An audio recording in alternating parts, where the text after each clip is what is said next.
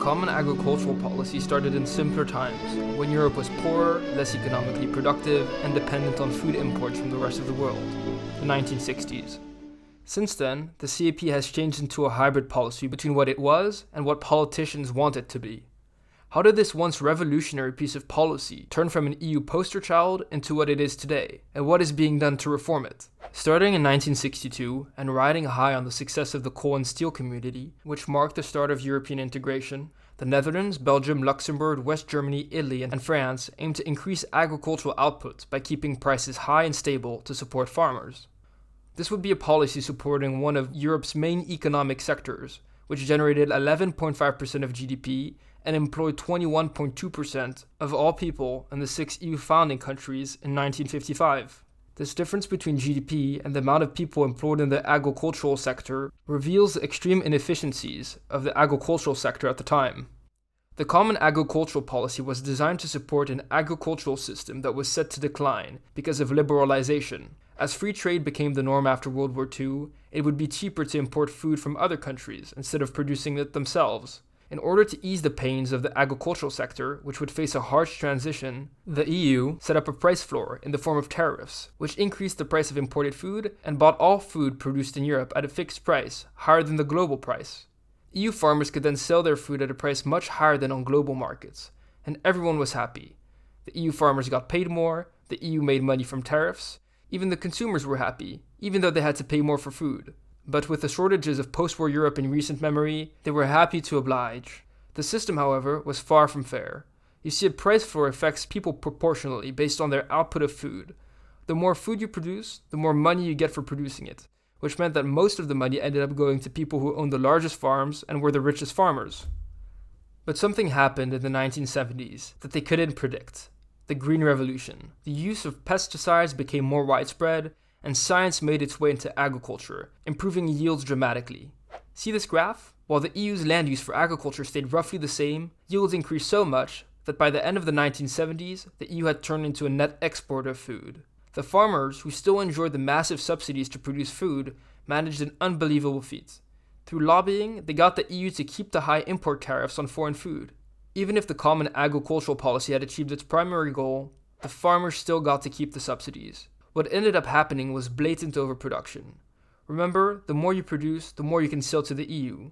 The laws of supply and demand need not apply.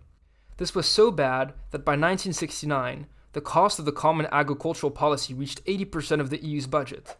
The EU, instead of collecting money from tariffs on imported food, had to buy food from farmers and sell it at a lower price on global markets. It meant that the EU was incurring massive losses because of the policy, while at the same time distorting global markets. The EU was selling cheap subsidized food that it just wanted to get rid of below the cost of production. Following pressure from the EU's own industries, which wanted to reach trade deals with other countries, the price floors began being replaced by direct payments. Instead of selling their goods at a price floor, farmers would sell it at market prices and get a flat amount of money instead, to compensate for their losses.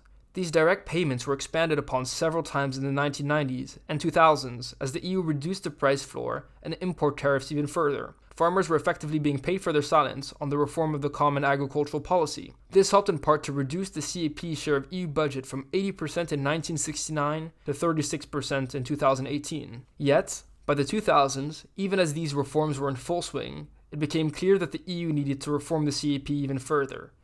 Increasingly, public records brought to light some embarrassing facts, such as the payments received by the Queen of England and Saudi princes as part of CAP payouts. And increased yields as a result of the Green Revolution and consolidation meant that bigger farmers produced even more and got an even bigger share of the subsidies, such that in 2016, 20% of farmers received 85% of the money from the Common Agricultural Policy. So instead, the EU started uncoupling the payments to farmers from food production and started linking them to other goals of public interest, such as environmental and animal welfare. As a result of this reform process, the Common Agricultural Policy can be understood as a combination of two policies, the one it was and the one it's progressively turning into. This is reflected in the two pillars of the policy, the first of which is the direct payments to farmers, which stems from the reform process that the CAP underwent in the 1990s and 2000s, while the second pillar is more recent and is about rural development to promote competitiveness and sustainability. Yet massive problems emerge and remain. The CAP, by decoupling payments from food production, supports large landowners who don't even farm the land, such as the Queen of England, or even the Dutch agricultural minister, which opposed CAP reforms because he received €190,000 yearly from the policy. And it also includes one of our channel favorites, Viktor Orban, who, according to this New York Times article, has sold Hungarian public lands to enrich his friends and family through CAP subsidy money. According to an OECD study from 2003, farmers only received about half of the support money from the CAP, with the rest either going to landowners or to purchasing farming material. These unintended consequences of the policy, rampant abuses alongside a renewed focus on environmentalism, has meant that the latest negotiations have been fraught with difficulty, with a campaign led by youth activist Greta Thunberg against the CAP reform. Their main concern is that 60% of the budget for the CAP will continue to be given out regardless of sustainability practices or measures, and that only 20% of the budget will be reserved for eco-schemes, which are conditional payments on investing it in climate investments. Yet even this sustainability measure is being watered down, with a transition phase which is set to last into 2023 and a pilot phase until 2025, only after which the eco-schemes will become mandatory. Environmental activists pleaded to reject the measures, which they declared as insufficient and as unaligned with the European Union's Green Deal objectives. Additionally, through the decentralized approach that the European Union is taking, by empowering national governments to design their own national plans to implement the CAP on a local level, abuse is likely to become more widespread. Viola von Krammen, a German Green MEP, said, "We have to improve in terms of allocation of funds. We know especially that in Eastern and Central Europe that they have weak governance, and that when we give more competences, more responsibilities, and more tasks, that is a danger. I would say we need more mechanisms for anti-corruption to prevent this amount of fraud." Yet, on the other side of the debate, center-right MEP Herbert Dorfmann reminded the Assembly that environmental NGOs want the CAP to be only environmentally friendly, but it is mostly a social-economic EU program. The latest reform package for the CAP also saw efforts to address its unfairness, by capping the payments to €100,000 per farm and ensuring that young farmers receive at least 2% of support. Yet lobbying groups for small farmers see this measure as being mostly devoid of meaning, due to large farms being able to split into labor units to continue receiving large amounts of subsidies.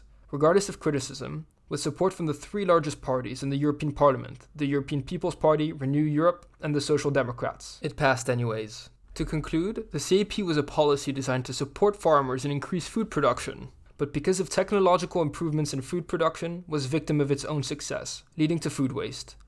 A successful farming lobby, public support for farmers, and a series of reforms have seen it turn from a price floor into direct payments to farmers, with a lot of spillover to rich landowners, conditioned on some environmental considerations. Despite all its flaws, the CAP continues to enjoy widespread public support, with a September 2020 survey by the European Commission finding that 80% of Europeans thinking that it was fulfilling its goal and securing a stable supply of food in the EU, 65% thinking that it was ensuring reasonable food prices for consumers, and 63% thinking that it was protecting the environment and tackling climate change. The latest round of reform for the CAP has seen it attempt to take a green turn, but through extensive lobbying, its green aspects have been put into question by environmentalists. This was Into Europe. Thanks for watching. Make sure you like, comment, and subscribe for the latest updates on European news.